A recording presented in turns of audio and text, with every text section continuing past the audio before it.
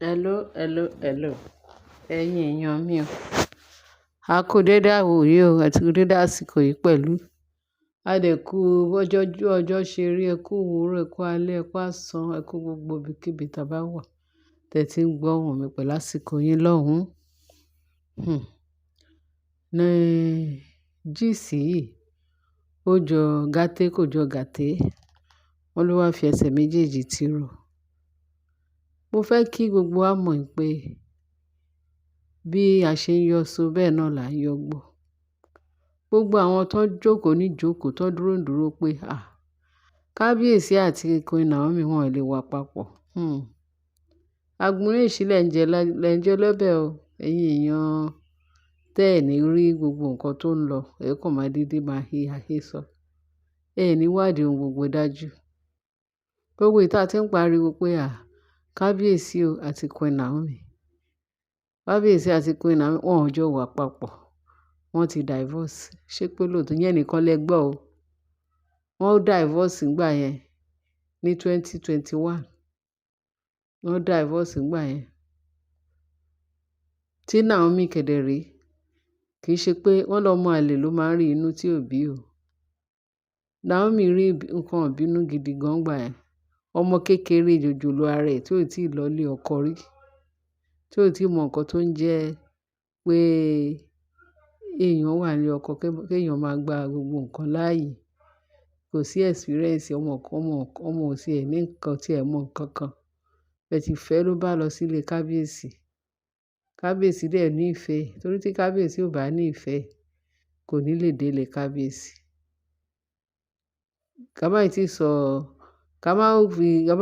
sọ pé ọmọ máa sọ pé ìfẹ́ lè jẹ́ kóun wá sọ pé kóun lọ máa mú àwọn nǹkan mọ́ nǹkan, kóun fi lọ fẹ́ Kábíyèsí.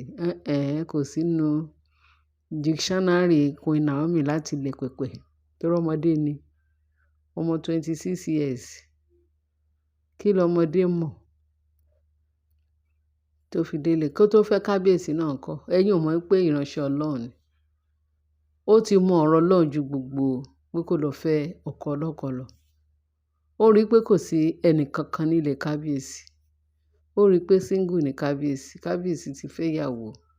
Àwọn obìnrin ti lọ, wọ́n ti jí tẹ̀. Wọ́n ti lọ. Ọmọ yẹn wádìí ohun gbogbo dájú. Torí Bíbélì sọ fún wa. Ká wádìí ohun gbogbo dájú, ká wádìí tó jẹ́ òtítọ́. Ọmọ yẹn ò tí ì mọ nǹkan tó ń jẹ́ marriage. Kò tí ì mọ nǹkan tó ń jẹ́ pé ẹ jẹ́ ká mo ní experience, ẹ jẹ́ ká rọ́jú àbí ẹ jẹ́ ká gba ìpamọ́ra láàyè. No, ọmọ yẹn ò mọ gbogbo ẹ̀. Torí ẹ̀ ni ìyá ẹ̀ ṣe ń lead. Ọlọ́run pàápàá jùlọ ẹ̀mí mímọ́ náà tún lead.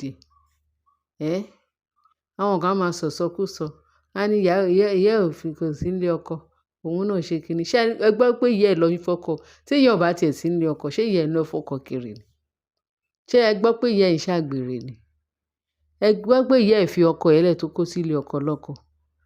Torí pé ọmọ ọlọ́mọ ò fẹ́ nǹkan tí ìyá máa fi jẹ, tó máa jẹ àwọn ọmọ ẹ̀. Ó dẹ̀ tọ́jú àwọn ọmọ yẹn, wọ́n dẹ̀ yàn wọ́n yanjú.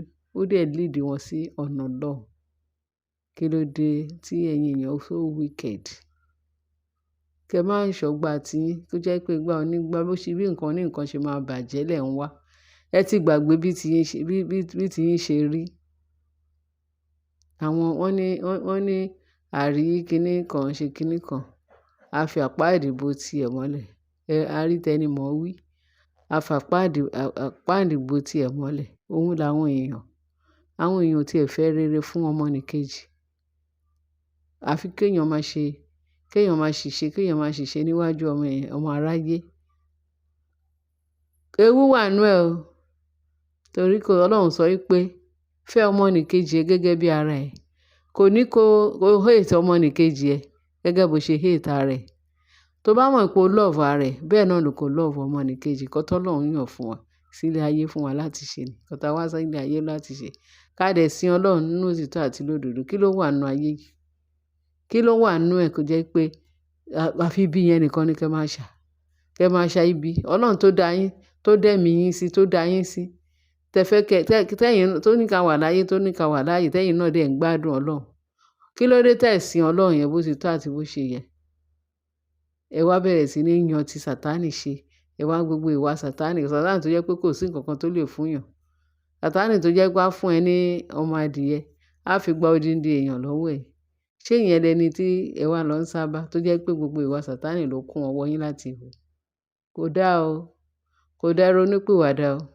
Nítorí ìjọba Ọlọ́run kù sí dẹ̀dẹ̀. Ẹ mọ̀ pé lẹ́yìn ayé yìí níbo lolúwẹ̀ tún fẹ́ yọjú sí? Àbí ẹ sọ pé gbogbo ẹ̀ náà ti parí?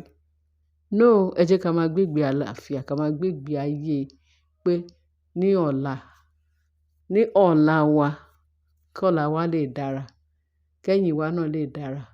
Kẹ́ tọ́ àwọn ọmọ yín sí ọ̀nà tó tọ́ àti tó yẹ. Tẹ́yìn bá ti lọ, níbo lẹ fẹ́ fi àwọn ọmọ yín sí? Ṣé irú ìwà tẹ hù, tẹ gbé ṣe láyé lẹ fẹ́ gbé lẹ̀ fún àwọn ọmọ yín, káwọn ọmọ yín náà túbọ̀? Ọlọ́run má jẹ́ káwọn ọmọ yẹn wà nínú ìbẹ̀bẹ̀ ìparun. Kí ló dé tí ẹ̀yin aráyé tínú yín bu? Tẹ burú báyìí, Ọlọ́run ò fẹ́. Ó nífẹ̀ẹ́ ọmọnìkejì ẹ gẹ́gẹ́ bí ara ẹ̀. Bẹ́ẹ̀ ni.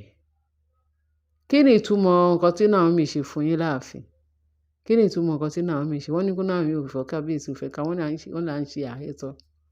Ṣé gbogbo sìnẹ́rò tá kí là ń wá? Irú owó wo lèèyàn ń wá? Àbí irú irọ́ wo irú àǹfààní, kí làǹfààní ta fẹ́ gbà ńbẹ̀? Àbí kí ni èrè wa láti máa parọ́ pé Naomi wà nílé kábíyèsí, Naomi òun àti kábíyèsí wọ́n ti ṣe papọ̀? Àwọn kan ní irọ́ ni. Ìta gbọ́ lálẹ́ àná ni pé wọ́n ní kábíyèsí àti Naomi wọ́n wà nílé, kó lè ṣe kó má lọ olólùfẹ́ ẹ̀ ni. Ó nífẹ̀ẹ́ ju gbogbo ẹ̀yin olórí tó kù lọ, kò sí tẹgan ní ẹ̀. Bí gbogbo yín ṣe dé ààfin kábíyèsí, gbogbo yín náà lẹ mọ̀ bí ẹ ṣe dé ààfin. Ẹ mọ̀ pé ọ̀nà èrú lẹ gbà dé ilé kábíyèsí. Kò sí bí kábíyèsí ṣe lè sọ ìfẹ́ àárọ̀ ẹ̀ nù, ìfẹ́ àkọ́kọ́ ẹ̀ tó máa sọnù, tó máa sọ pé ìfẹ́ tí yín yẹn lòun fẹ́ gbé ṣe. Ó lè gbé ìfẹ́ tí yín ṣe. Kò sí ìfẹ́ tí yín ò lè sí lọ́kàn ẹ̀. Gbogbo ẹ̀yin olórí tó wà láàfin tẹ̀ ń jowú Naomi. Bẹ́ẹ̀ ni.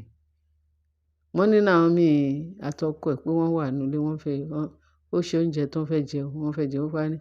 Ó dẹ̀ wà nínú pé kábíyèsí ẹ má wọrí, máa feed yín, èmi ni máa feed yín lálẹ́ yìí. Ẹ máa feed yín. Pé kábíyèsí ni àwa feed mi o, olólùfẹ́ mi. Ìfẹ́ náà ni. Ìgbà tó jẹ́ pé àwọn wọ́n fi ìfẹ́ tí wọ́n lẹ̀, wọ́n sá wá sí ilé onílé wá wo ìfẹ́kúfẹ̀ẹ́, ìfẹ́ onífẹ̀ẹ́. Ìfẹ́ tí wọ́n gbàgbé ìfẹ́ tí wọ́n sá kúrò ńbẹ̀. Àwọn olè ọlọ́ṣà, àwọn ọlọ́kànjúà. Wọ́n láṣìlè wá, wọ́n ló wọnú, ó gbọ́ sí, wọ́n ní bó ṣe máa ń bá àṣẹ wọnú chamber kábíyèsí ní ẹjọ́ ìṣẹ́jú ẹ̀ náà. Wọ́n ló bá Naomi àti kábíyèsí, ìwà pàtẹ́wọ́ nìyẹn. Òun gbọ́ ńgbà tóun kọjá pé mo fẹ́ feed yín lálẹ́, irọ́ dẹ̀ náà ń pa. Irọ́ làwọn èèyàn ń pa. Wọ́n ní bí ó ṣe wọlé nìyẹn. Ó lóun fẹ́ feed kábíyèsí. Wọ́n ní Naomi, Ashley wá pàtẹ́wọ́ pé Naomi lóun fẹ́ feed kábíyèsí. Orin ìlú wo nìyẹn? Ìsọkúsọ wo ni? Hey, abomination. Níbo náà ti ń gbọ́rú ẹ̀? Wọ́n ní wọ́n ti ẹ̀ dá lóhùn. Naomi ò dá lóhùn. Pé kábíyèsí ò ti ẹ̀ dá lóhùn. Wọ́n ní kó lè dùn. Torí nǹkan tó mú tó fi wọnú ilé, wọ́n ní nǹkan tó fẹ́ rí, tó fẹ́ ṣe kíní kan kójú àríìríkòrè. Wọ́n ní Naomi ò ti ẹ̀ fi kíní kan, òun àti kábíyèsí wọ́n dá lóhùn. Wọ́n ní ṣe Naomi dẹ̀ gbóúnjẹ sí kábíyèsí. Kábíyèsí dẹ̀ gbà. Wọ́n bẹ̀rẹ̀ sí ní ṣe love kó lè dùn níṣojú ẹ̀. Torí nǹkan tó wá síbẹ̀ yẹn ló máa rí, nǹkan tójú ẹ̀ máa rí. Wá kú wá àríìríkòrè. Bọ́n ṣe máa ń sọ. Wọ́n ní bí Ashley ṣe pariwo síta, ẹ wá gba àwọn abomination, òun rí abomination tí Naomi ń commit o. Pé ṣe ni Naomi, pé gbogbo èèyàn ṣe sáré wá nìyẹn. Ó ní ẹ gbà mí pé òun wà nínú ààfin, òun bá rí kábíyèsí àti Naomi tó ń feed ara wọn, tó ń fi oúnjẹ sí kábíyèsí lẹ́nu. Tí Naomi ń fi oúnjẹ sí kábíyèsí lẹ́nu. Ṣé ẹ mọ̀ pé àwọn tó jẹ́ pé àwọn tó ń fẹ́ nǹkan rere, wọ́n ní gbogbo wọn ṣe lanú lẹ̀, àwọn olórí wọn bẹ̀rẹ̀ sí ní pariwo. Bó ni Naomi ti rí irú ẹ̀ kó máa feed odindi ọba ìlú, kó máa ṣe kíní, sábà ló kọ́ lápá ṣọ́rọ̀ lẹ́sẹ̀ ni. Ṣé kíní kan, ṣe kíní kan, ṣe kíní kan, ṣe kíní kan. Instead kan sọ̀rọ̀ síbi tọ́rọ̀, ń gbọ́ jẹ́ pé odi ló fẹ́ máa gbọ́ ọ̀rọ̀ Naomi sí. Wọn ò fẹ́ gbọ́ òótọ́ ọ̀rọ̀ tí Naomi ń ṣe. Torí tí wọ́n ti mọ̀ pé tí wọ́n ti bàjẹ́ náà. Débi pé wọ́n fi gbogbo ìwà orí burúkú lẹ̀ fún àwọn ọmọ. Wọ́n ti gbàgbé pé àwọn ọmọ yẹn àwọn tó máa fi ilẹ̀ lọ́jọ́ ọ̀la. Báwo lẹ̀yìn ọ̀la àwọn ṣe fẹ́ rí? Tó bẹ̀rẹ̀ sí ní fi ìwà burúkú tó fi ń han àwọn ọmọ láti ìsìn lọ. Wọ́n ní bó ṣe bẹ̀rẹ̀ sí ní pariwo nìyẹn. Kí ni ìtumọ̀ ìyẹn ariwo tí Ashley pa? Àṣé owú jíjẹ gbogbo ẹ̀ náà. Ẹ̀tọ́ Ọlọ́run ò ní fún wọn ṣe o. Ní nǹkan tá a gbọ́ bá ṣe gbọ́ allegedly. Tó ràdé yóò àfihàn, á ṣe. Before you know it, àwọn lẹ́nukẹ́nu. Wọ́n á sọ pé irọ́ ni. Ẹ máa sọ pé irọ́. Ọlọ́run má ṣe yín ní àádọ́rùn mọ́tọ́. Wọ́n níbi téèyàn ti ń ṣeré, òun lèèyàn ti ń rí òótọ́ ọ̀rọ̀ mú jáde ńbẹ̀. Ṣé kò tó nǹkan tí Ashley lè ṣe ni? Àbí Ashley lè ṣe? Àbí kò rí bẹ́ẹ̀? Tẹ bá ń sọ pé irọ́ ni. Ẹ jẹ́ máa gba gbogbo nǹkan tó jẹ́ pé kíní. Àwọn onílàákàyè kúkú mọ̀ pé kò ju nǹkan tí Ashley lè ṣe lọ. Kékeré nìyẹn níwájú ní nǹkan tí Ashley máa ń ṣe. Pẹ̀lú Ashley. Ọ̀rọ̀ Ashley ò tiẹ̀ ṣe ọ̀rọ̀ téèyàn máa gbé bí ẹni gbé gbọ́ ọtí. Ashley ni ó ti fọwọ́ ara ẹ̀ mọ nǹkan tó fẹ́ ṣe òun ní ọjọ́ iwájú. Tó bá dẹ̀ hùn kó jáwọ́, kó hùn kó má jáwọ́, kó continue tó rò pé bóyá ṣìṣe tó ń ṣe yẹn pé ó máa continue. Kó lè continue àti ṣe rere àti ṣèkà.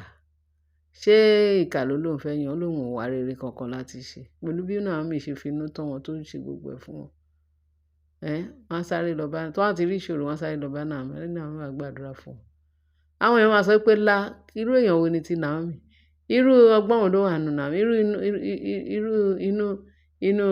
Inú rere wo ni Naomi yàn láàyò láti ṣe? Ó tún máa lọ pẹ̀lú bọ́n ṣe ń bàjẹ́, bọ́n ṣe ń nà, bọ́n ṣe ń ṣe gbogbo ẹ̀ náà ṣe ń ṣépè fún. Wọ́n ṣe ń kidnap ẹ̀ tó ń kidnap àwọn ọmọ ẹ̀. A tún gbọ̀nà. Wọ́n ní ìtumọ̀ eléyìí. K'Ọlọ́run kó ṣàánú wa. Ẹ̀yin èèyàn amúníkàn fún yín ní gist yẹn. Kẹ́ tún wo nǹkan tí wọ́n sọ pé Ashley ṣe. Gbogbo ẹ̀ náà ìjẹ lọ sí owó jíjẹ àti pé wọ́n fọwọ́ ara wọn wọ́n fi ń wa grave ara wọn sílẹ̀. Ẹ̀tí abọ́rọ̀ ni wọ́n á sọ fún yín pé kẹ́ ṣọ́ra gbogbo ẹ̀yin onínú búburú.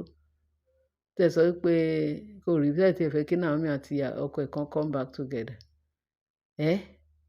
Wọ́n fẹ́ lè sọ pé gẹ́gẹ́ bí mo ṣe máa ń sọ, wọ́n fẹ́ lè sọ pé kì í ṣe Naomi ló ti ẹ̀bí Tadé nìkan. Ọbẹ̀ tí ẹ mọ̀ pé kábíyèsí ti fẹ́ Naomi rè.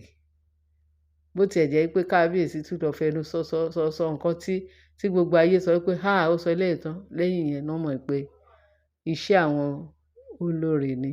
Ǹjẹ́ ojú ò ní tì wọ́n báyìí? Ojú tì wọ́n. Gbogbo ayé mọ̀ pé Queen Naomi òun ni Queen Ọọ̀ni of Ifẹ̀. Ẹ bá sọ pé kò rí bẹ́ẹ̀.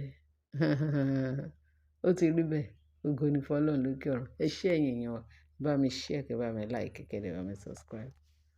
Ògo ni fún Ọlọ́run lókè ọ̀run. Ọlọ́run á dájú lórí wa o. Jésù Olúwa wa. Amen. Bye.